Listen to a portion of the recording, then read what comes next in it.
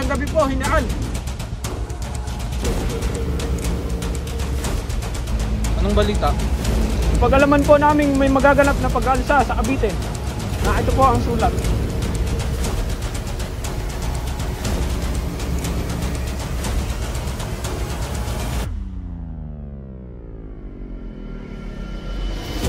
Bueno, maganda kayo at bibigay natin ang kanilang gusto. Susunod po, Hinaan.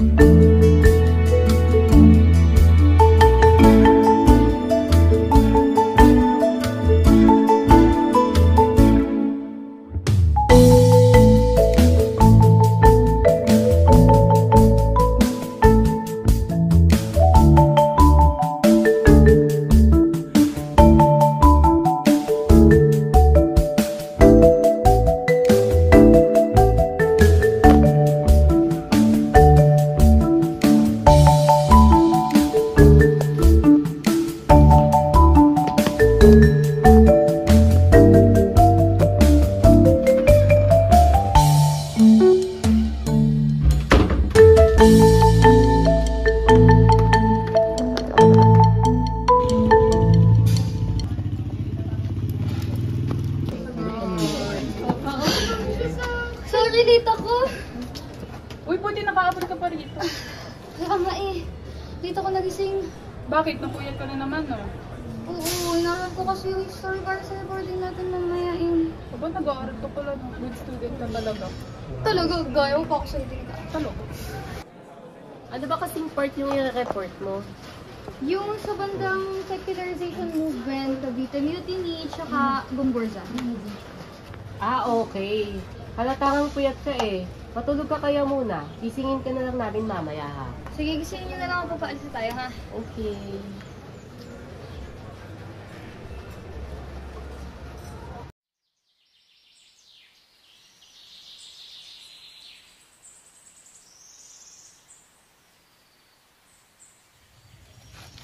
Kaya, hindi na ako ginising.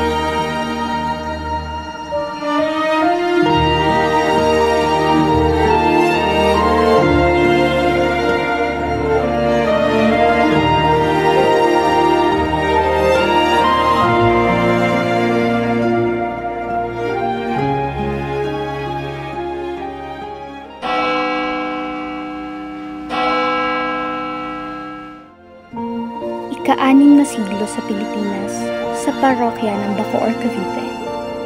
Isang pari ang aktibo sa pagpapaunlad ng agrikultura at industriyang pangdahanan. Ang kanyang pangalan ay Mariano Gomez.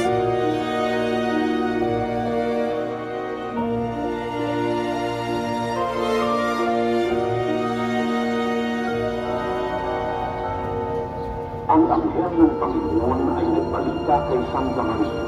At siya ay umiibig wala ng Espiritu Santo. Amado ng Maria, napupuno ka ng grasya. Ang Panginoong Diyos ay sumasalita.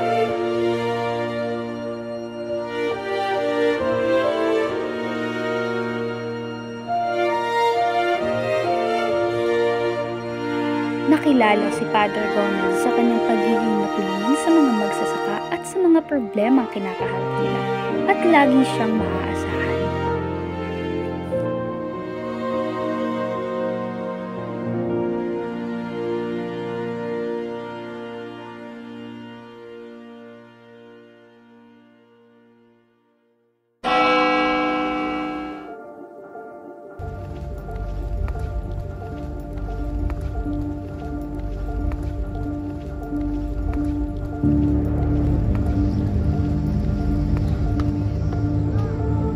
Magandang gabi po, Hinaal. Nabalitaan niyo na po ba ang pagpapaba ng Espanya sa isinusulong ng mga sigula na pare? Hayaan mo na lang ba ito, General? Hayaan mo na lang ba ang mga hawak na Pilipino na yan magawin ang kanilang mga gusto? Punyetang mga pari yan. Hindi na marunong lumagar kung saan sila nararapat. Hindi hamak ng mga Indio naman. Uminahon kayo. May kalalagyan din yung mga yan.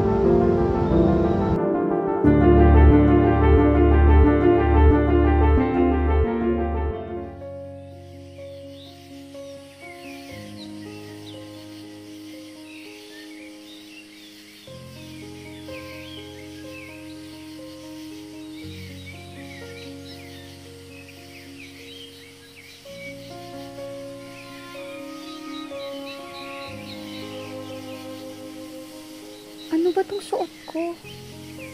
Nasaan na ako?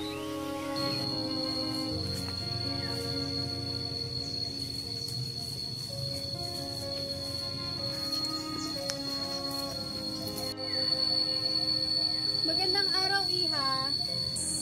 Magandang umaga po. Kung hindi niyo po mamasamain ay, maaari po ba ako magtanong kung nasang lugar po ako? Naliligaw ka ba, Iha? Aba, nandito ka sa probinsya ng Cavite. Hoy, dito naman dyan. Asang matapos na tayo.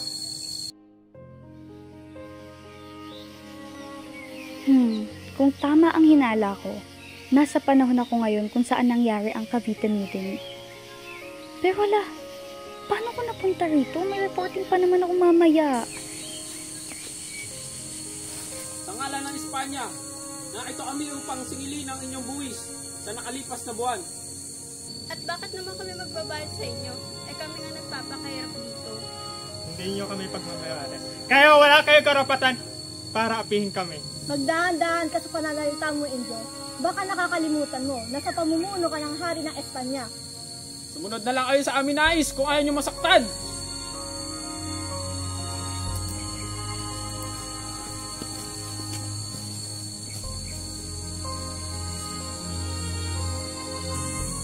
Iha, Zaldua? interesado ka ba mamaya para sa gaganapin namin na pagtitipon? Ha? Para saan po?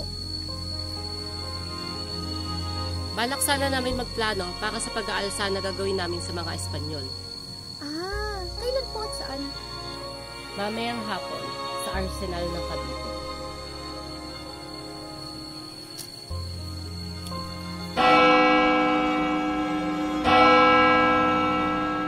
Handa na ba ang lahat sa darating na pagtitipon? Handa na po.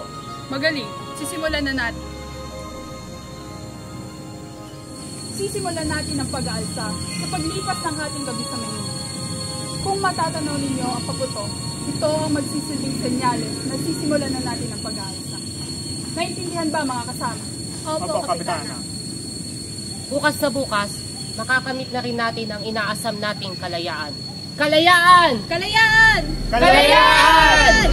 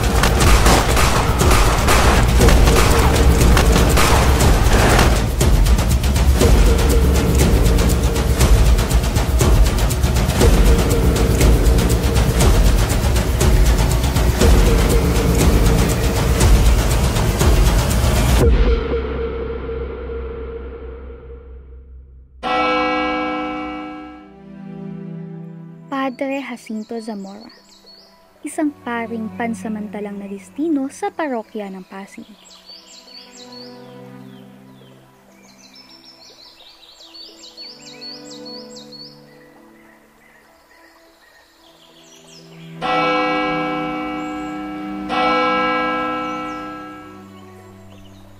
Sa kabila ng pagkakapasa at pagkakuha ng mataas na marka sa pagsusulit, siya ay hindi pinayagang bigyan ng permanenteng posisyon dahil isa lamang siyang Indio.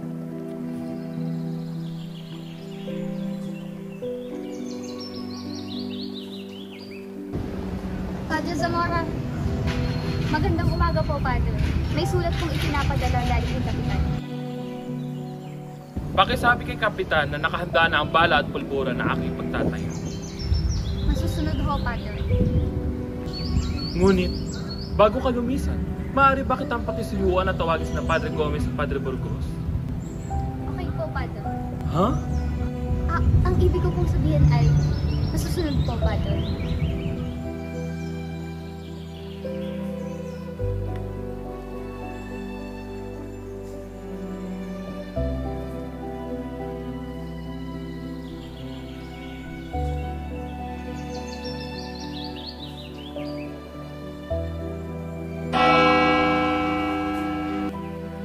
Matapos ang kanyang mga pag-aaral, si Padre Burgos ay ipinagkalooban ng sakramento ng pagkasaserdote noong 1861.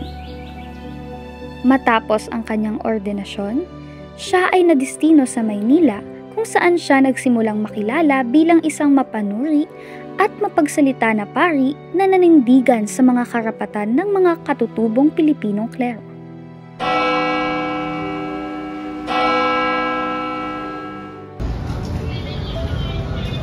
Padre Burgos, magandang hapon po. Ito na po yung pinakuha sa akin. Magandang hapon din, Iha. Pasensya ka na. Kailangan ko lamang talaga tapusin ang aking mga gawain, ha? Wala ka naman po, Padre. Siya nga po pala. Nais ko po makita ni Padre Zamora.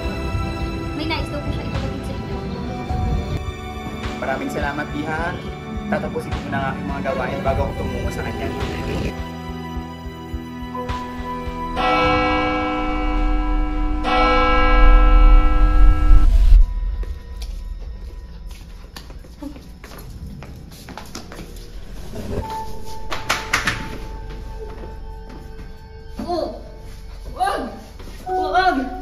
Huwag mo akong papatayin. Aamin na ako. Kilala ko ang nasa likod ng pag-aalsa. Huwag mo na akong patayin. Maawa ka. Manahimik ka kung ayaw mo masaktan!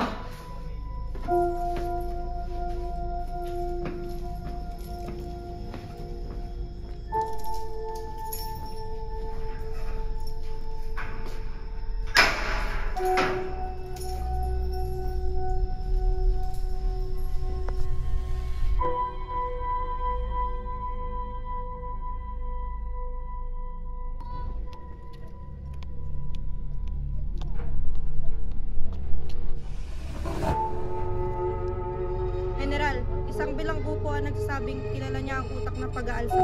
Sige, iharap mo siya sa akin. Masusunod po, General.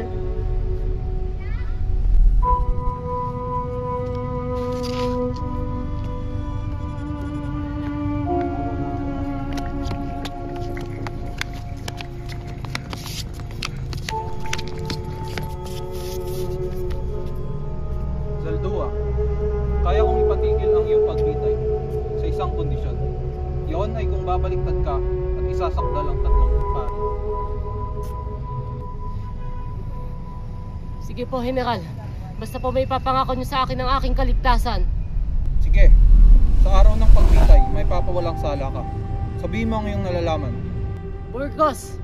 Burgos ang pangalan ng isa sa mga pari. Anong magpapakatotoo sa iyong mga paratang? Ako po! Ako po ang mensahero niya. Alam ko po ang mga plan nila. Bueno, dakpin ang mga paring iyon. Masusunod po, General!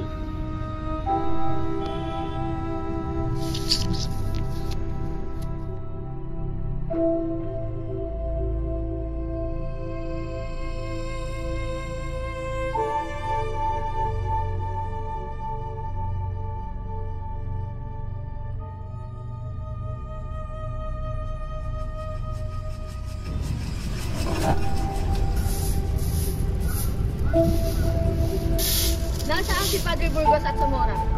Paumanhin, ngunit wala sila padre dito. Sila ay dadakpin sa utos ng gobernador sa pagtataksil sa pamahalaan ng Espanya. Kung gayon, alugugin ang simbahan.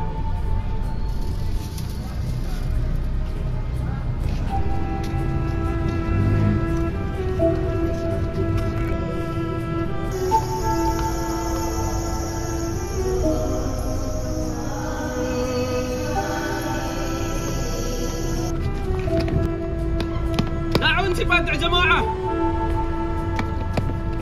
Padre Zamoa, inaaresto ka namin. Sino kayo?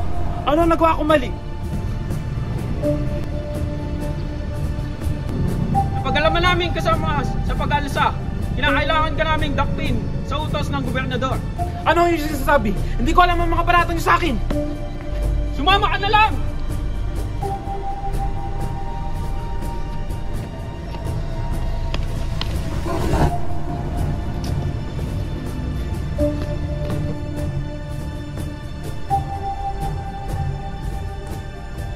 Sino kayo? Sumama ka na lang. Huwag niyo akong hawakan sa maon ng pusa.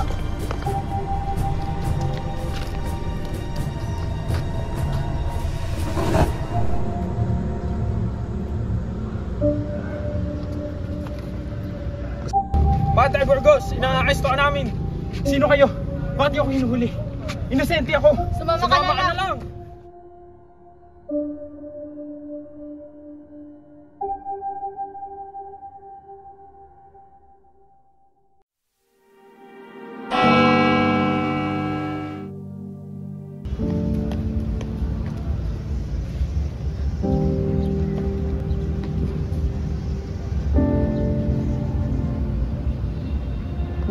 Burgos! Zamora, may alam ko ba sa mga nangyayari? Wala kami kasalanan! Inosente kami!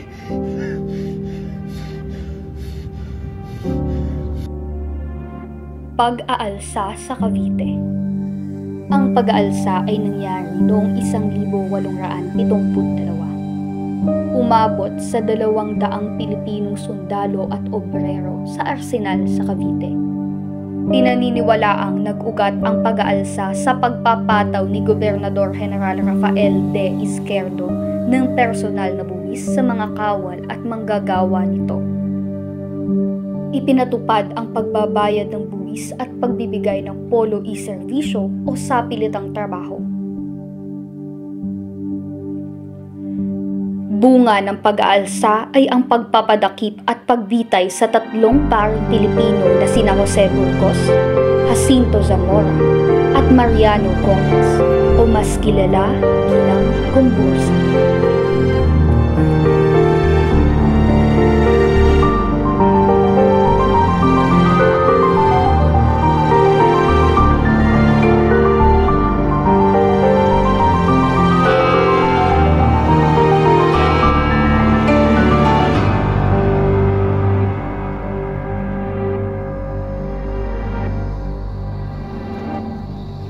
Ginawa ko ang lahat ng iyong sinabi. Anong nangyayari? Hindi ito makatakuhan! Palayain niyo ako!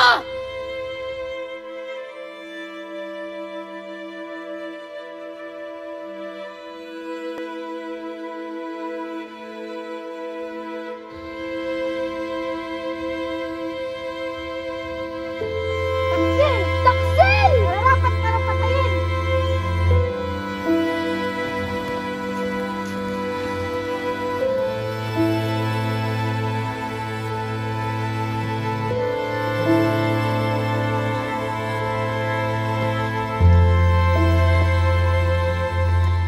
Panginoon, alam kong walang dahon na nakulog sa lupa ng lingid sa iyong kalooban. Sa gayong dahilan, kung sa iyong antas na ako'y rito yung mamatay, sa iyong pagpapala ay nararapat lang na matupad.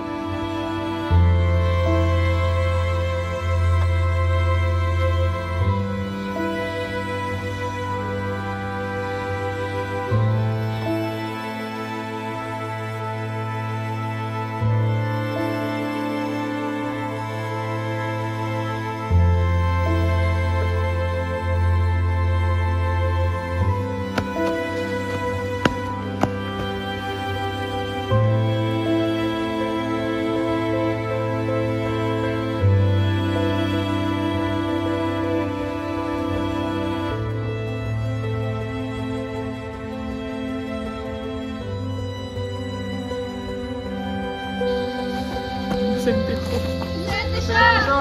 Hindi dapat siya mamatay! Hindi dapat siya mamatay! Kawawa niyo siya. Panginoon, nasaan ang katarungan sa mundong to? Inosente ko. Padre Burgos, patawain mo ako sa aking gagawin. Pinapatawag kita, anak. Sundin mo na lamang ang pinag-uutos nila sa'yo.